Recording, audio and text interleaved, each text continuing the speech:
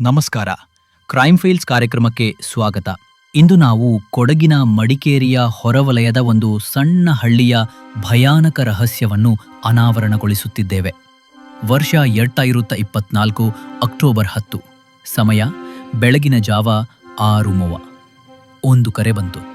ಹಳ್ಳಿಯ ಹೊರಗಿರುವ ಶತಮಾನಗಳಷ್ಟು ಹಳೆಯ ನಿರ್ಜನವಾದ ಮುತ್ತಿನ ಮನೆಯಲ್ಲಿ ಒಬ್ಬ ವ್ಯಕ್ತಿ ಸತ್ತಿದ್ದಾನೆ. ಸ್ಥಳೀಯ ರೈತ ನಾರಾಯಣಗೌಡ ಮೃತದೇಹವನ್ನು ಕಂಡ ಮೊದಲ ವ್ಯಕ್ತಿ.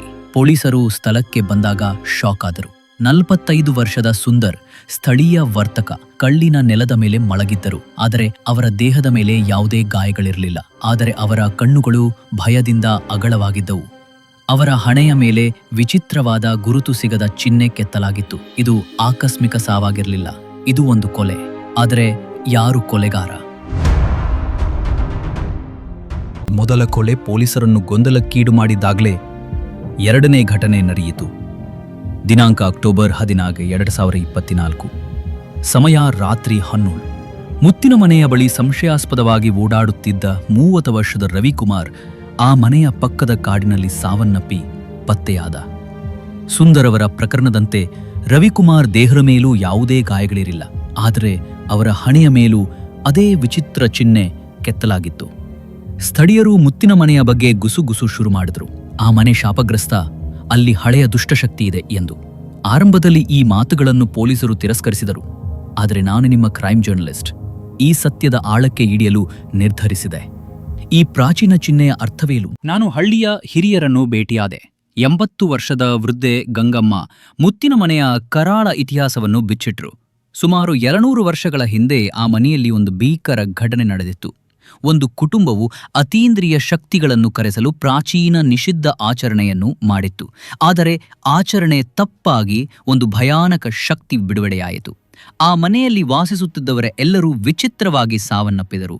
ಗಂಗಮ್ಮ ಹೇಳಿದಂತೆ ಆ ಶಕ್ತಿ ಅದು ಮಾನವರನ್ನು ಅಲ್ಲ, ಅವರ ಆತ್ಮವನ್ನು ಬಲಿ ಪಡೆಯುತ್ತದೆ. ಆ ಚಿಹ್ನೆ ಅದು ಆ ಶಕ್ತಿಯ ಕರೆಯ ಗುರುತು. ಈಗ ಆ ಕೊಲೆಗಳಲ್ಲಿ ಯಾವುದೇ ಮಾನವನ ಹಸ್ತಕ್ಷೇಪ ಇಲ್ಲ ಎಂದು ನನಗೆ ಅನ್ನಿಸತೊಡಗಿತು. ಇದು ದೈಹಿಕ ಕೊಲೆಯಾಗಿರಲಿಲ್ಲ, ಆತ್ಮದ ಕೊಲೆ. ಸತ್ಯವನ್ನು ಬಯಲು ಮಾಡಲು ನಾನು ಮುತ್ತಿನ ಮನೆಗೆ ಒಬ್ಬಂಟಿಯಾಗಿ ಹೋದೆ. ದಿನಾಂಕ ಅಕ್ಟೋಬರ್ 20, 2024. ಸಮಯ ರಾತ್ರಿ 2. ಕ್ಯಾಮ್ರಾ ಆನ್ ಮಾಡಿಕೊಂಡೆ. ಮನೆಯೊಳಗೆ ಕಾಲಿಟ್ಟಾಗ ತಣ್ಣನೆಯ ಗಾಳಿ ಸುತ್ತುವರಿದ ಅನುಭವವಾಯಿತು. ಗೋಡೆಗಳ ಮೇಲೆ ವಿಚಿತ್ರ ನೆರಳುಗಳು, ಅಸ್ಪಷ್ಟವಾಗಿ ಕೇಳಿಬರುತ್ತಿದ್ದ ಗುಸುಗುಸು ಮಾತುಗಳು. ನಾನು ಮೊಬೈಲ್ ಲೈಟ್ ಆನ್ ಮಾಡಿದೆ. ಇದ್ದಕ್ಕಿದ್ದಂತೆ ಕ್ಯಾಮ್ರಾ ಆಫ್ ಆಯಿತು. ಒಂದು ಅಗೋಚರ ಶಕ್ತಿ ನನ್ನನ್ನು ಹಿಡಿದು ಮೇಲಕ್ಕೆ ಎಳೆದಂತೆ ಭಾಸವಾಯಿತು. ನನ್ನ ಕತ್ತು ಯಾರೋ ಒತ್ತಿದಂತೆ ಅನಿಸಿತು. ನನ್ನ ಹಣೆಯ ಮೇಲೆ ಅದೇ ಚಿಹ್ನೆಯ ನೋವು ಕಾಣಿಸಿತು. ನಾನು ಅಲ್ಲೇ ಪ್ರಜ್ಞೆ ತಪ್ಪಿಬಿದ್ದೆ. ಆ ಕೊಲೆಗಾರ ಮನುಷ್ಯನಲ್ಲ, ಅದೊಂದು ದುಷ್ಟ ಆತ್ಮ. ನಾನು ಆ ರಾತ್ರಿ ಬದುಕುಳಿದಿದ್ದೆ ಪವಾಡ. ಮಾರನೇ ದಿನ ಬೆಳಗ್ಗೆ ಹಳ್ಳಿಗರು ನನ್ನನ್ನು ಆ ಮನೆಯಿಂದ ರಕ್ಷಿಸಿದರು. ನಾನು ಆ ಚಿಹ್ನೆಯ ನೋವನ್ನು ಹಲವು ದಿನ ಅನುಭವಿಸಿದೆ. ಈ ಪ್ರಕರಣದ ವರದಿಯನ್ನು ಪೊಲೀಸರು ಮಾನಸಿಕ ಅಸ್ವಸ್ಥತೆ ಎಂದು ದಾಖಲಿಸಿದರು.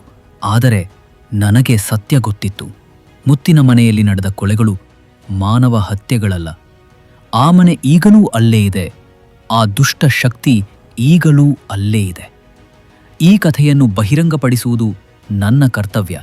ಇಂತಹ ಶಕ್ತಿಗಳು ನಮ್ಮ ಸುತ್ತಲೂ ಇರಬಹುದೇ? ನೀವು ಇಂತಹ ಯಾವುದೇ ಅತೀಂದ್ರಿಯ ಅನುಭವಗಳನ್ನು ಹೊಂದಿದ್ದೀರಾ? ಅವುಗಳನ್ನು ಕಮೆಂಟ್ ಮಾಡಿ ನಮ್ಮೊಂದಿಗೆ ಹಂಚಿಕೊಳ್ಳಿ. ಈ ಭಯಾನಕ ಸತ್ಯದ ಬಗ್ಗೆ ನೀವು ಏನು ಯೋಚಿಸುತ್ತೀರಿ? ಈ ವಿಡಿಯೋವನ್ನು ನಿಮ್ಮ ಸ್ನೇಹಿತರೊಂದಿಗೆ ಹಂಚಿಕೊಂಡು ಅವರನ್ನು ಬೆಚ್ಚಿ ಬೀಳಿಸಿ. ನೀವು ಇಂತಹ ಯಾವುದೇ ಅತೀಂದ್ರಿಯ ಅನುಭವಗಳನ್ನು ಹೊಂದಿದ್ದೀರಾ? ಅವುಗಳನ್ನು ಕಮೆಂಟ್ ಮಾಡಿ ನಮ್ಮೊಂದಿಗೆ ಹಂಚಿಕೊಳ್ಳಿ. ಈ ಭಯಾನಕ ಸತ್ಯದ ಬಗ್ಗೆ ನೀವು ಏನು ಯೋಚಿಸುತ್ತೀರಿ? ಈ ವಿಡಿಯೋವನ್ನು ನಿಮ್ಮ ಸ್ನೇಹಿತರೊಂದಿಗೆ ಹಂಚಿಕೊಂಡು ಅವರನ್ನು ಬೆಚ್ಚಿ ಬೀಳಿಸಿ.